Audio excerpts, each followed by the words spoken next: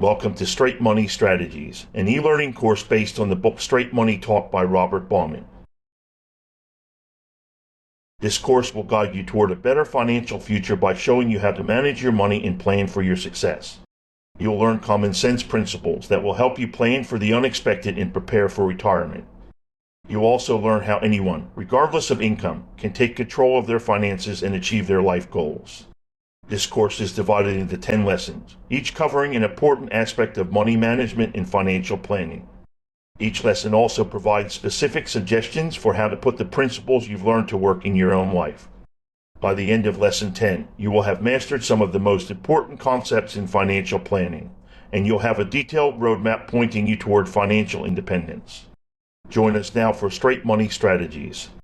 Click the button below marked Next to get started.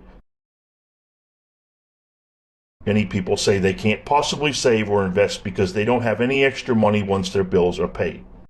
If that's the situation you're in, you've come to the right place because today we're going to explode that myth and show you how you can begin saving or investing regardless of your income. In fact, we're going to show you how anyone, including you, can start a savings and investment program. You don't have to be wealthy to get started, but you do have to think differently about money, and you do have to use the money you currently have in a different way. In this lesson, we'll focus on 3 principles that will help you get started saving and investing.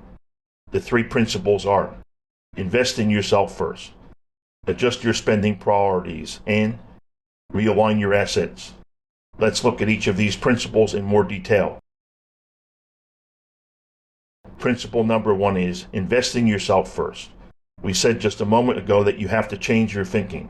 You start by changing what you do when you get a paycheck. Most people, when they get a paycheck, take care of their bills first. And if there's any money left over, they put it in the bank. The problem is there's often nothing left over. In some cases, there's not even enough to pay the bills. So we're recommending that you handle your money in an entirely different way. Because you and your family are your number 1 financial priority, you should invest in yourself first. Your creditors aren't going anywhere. Let them wait. Starting today, whenever you get a paycheck, the first thing you're going to do is take an amount off the top and pay yourself. Invest in yourself up front and pay your bills out of what's left over. Here's how you make this work. Decide on an amount you want to save each month. Let's say it's going to be $50. Arrange for your employer to take the required amount out of each paycheck and direct deposit it into an account that you've set aside for your investments. Then you'll pay the bills out of what's left. Having the money taken out automatically keeps you from getting your hands on it and keeps you from spending it on something else. If you're self-employed or your employer can't do it for you, you'll have to be disciplined enough to do it yourself. But make the commitment and make it happen. At first, the amount you put away might have to be small. It might only be $15 or $20 a week. That's okay. You have to start somewhere. As your financial situation improves, you'll be able to invest more. Also, you'll be surprised to see how even a small amount left untouched and earning a good rate of return can add up. Take a look at what happens. For example, if you decide to carry your lunch to work and put $3 of what you save each workday into an investment account earning 5% interest per year, that's $15 each week or $783 per year invested at 5% interest. At the end of 3 years, you'll have $3,373. Along with investing in yourself first, you also need to adjust your spending priorities. Adjusting your priorities allows you to bring your spending habits under control. Most people don't have any idea how much they spend from one week to the next. To get a better handle on your financial situation and where your money is going, we recommend you monitor your spending habits. Keep a spending diary for 30 days. During that time, write down every penny you spend. For most people, this activity is an eye-opener. Once you see where your money is going, it's easier to make changes. At the conclusion of this lesson, we'll share some tools with you that will help you track your spending. Using what you've learned about your spending habits, create a budget and stick to it. We'll give you some tools at the end of this lesson that will help you do that. In order to develop a budget, you'll need to get rid of unnecessary expenses by learning to distinguish between things you want and things you really need. Eliminating unnecessary expenses will allow you to free up income that you can now redirect toward your investments. For example, do you really need to buy coffee every morning on the way to work? Can't you make it at home? Do you really need a brand new car? Couldn't you get by with a used one? And what about all those tech gadgets? Do you really have to have the latest smartphone? For that matter, are you spending wisely on necessities like food, clothing, and shelter? Could you, for example, save money by eating out less and cooking at home more? Take a good look at your spending priorities and decide what you could do without, or at least what you could spend less money on. Cut back on your discretionary spending and invest the money you're freeing up, or use it to pay off debt, which brings us to our third principle. Principle 3 is realign your assets. By realigning your assets, we mean make sure you're using your money in the best possible way.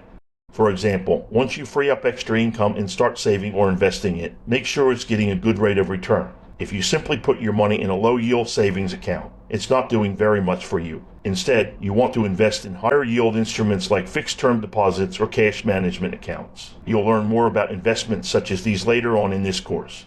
Another good realignment strategy is to use the extra income you're freeing up to pay off your debt. For example, let's say the money in your savings account is only earning 4%, but you have credit card debt with 18% interest. In this situation, it's better to pay off your credit cards with that extra money rather than to put it in the bank. By the same token, if the interest on your mortgage is higher than your investment interest, you should use your excess cash to make payments on your mortgage principal. The point is, don't let your cash sit around in a low-yield account while the interest is piling up on your debt.